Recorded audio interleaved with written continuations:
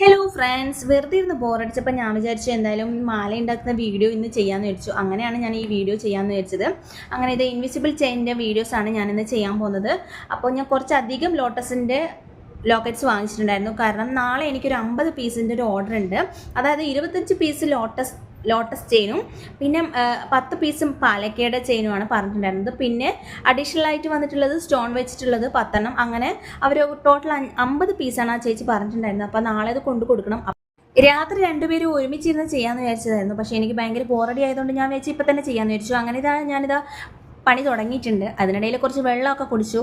കാരണം ഭയങ്കര ദാഹമുണ്ട്. നല്ല വെയിലാണ്, ഇവിടെ മഴയൊന്നുമില്ല, അതുകൊണ്ട് നല്ല ദാഹം ഉണ്ടായിരുന്നു. അങ്ങനെ വെള്ളമൊക്കെ കുടിച്ച് ഞാൻ ഇതേ മാല ചെയ്തുകൊണ്ടിരിക്കുകയാണ്. ഭയങ്കര ക്ഷമ വേണം ഇതിന്.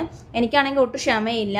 പിന്നെ ഇതേ മാല ഉണ്ടാക്കുമ്പോൾ പെട്ടെന്ന് സമയമൊക്കെ പോകും. പക്ഷേ ക്ഷമയില്ലാത്ത കാരണം ഒന്നിനും ഒരു താല്പര്യം ഉണ്ടായില്ല. പിന്നെ ഞാനിത് ഇത്രയും മാല ആക്കി വെച്ചിട്ടുണ്ടായിരുന്നു. പിന്നെ അതിനിടയിൽ എനിക്ക് ചായ കുടിക്കാൻ തോന്നിയത് ഞാനിത് ചായയും മിൽക്ക് ബിക്കീസും കഴിച്ചിട്ടുണ്ടായിരുന്നു.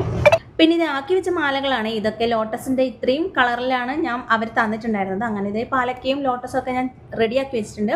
ഇനി ഇതിനെയൊക്കെ എടുത്ത് കവർ ചെയ്യണം. അങ്ങനെ ഇതേ കവർ ഇങ്ങനെയാണ് ചെയ്യുന്നത്.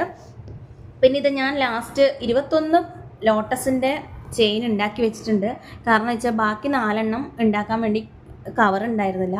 അങ്ങനെ 21 ലോട്ടസും 8 പാലക്കയും ഉണ്ടാക്കി. ഇനി 2 പാലക്ക ഉണ്ടാക്കണം. പിന്നെ ഈ ടൈപ്പിലുള്ളത് 10 എണ്ണമാണ് പറഞ്ഞത്. അത് 6 എണ്ണം ഉണ്ടാക്കിയിട്ടുണ്ടായിരുന്നു. പിന്നെ ഈ ടൈപ്പിലുള്ളത് ബാക്കിയുള്ള ഇത് വെച്ച് ചെയ്യാനാണ് പറഞ്ഞത്. ഞാൻ ആക്കി വെച്ചിട്ടുണ്ടായിരുന്നു. പക്ഷേ കവറില്ലാത്ത കാരണം ഞാനത് അവിടെ തന്നെ വെക്കുകയാണ് ചെയ്തത്. ഇതാണ് ഞാൻ മൊത്തത്തിൽ ഉണ്ടാക്കിയ മാല. ഇന്ന് ഉണ്ടാക്കിയ മാലയാണ് ഇത്രയും.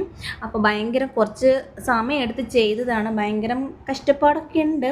പിന്നെ സമയം പോകും. കുറച്ച് ക്ഷമയും ഉണ്ടെങ്കിൽ നമുക്ക് ഇതുപോലെ ഒരുപാട് മാലകളൊക്കെ ഉണ്ടാക്കാം. ഇത് ഞാൻ ഒറ്റയ്ക്ക് ചെയ്തതാണ്. ആദ്യമായിട്ടാണ് ഇത്രയും മാല ഒറ്റയ്ക്ക് ചെയ്യുന്നത്. അപ്പോൾ ഇന്നത്തെ വീഡിയോ ഇത്രയേ ഉള്ളൂ. Okay, by.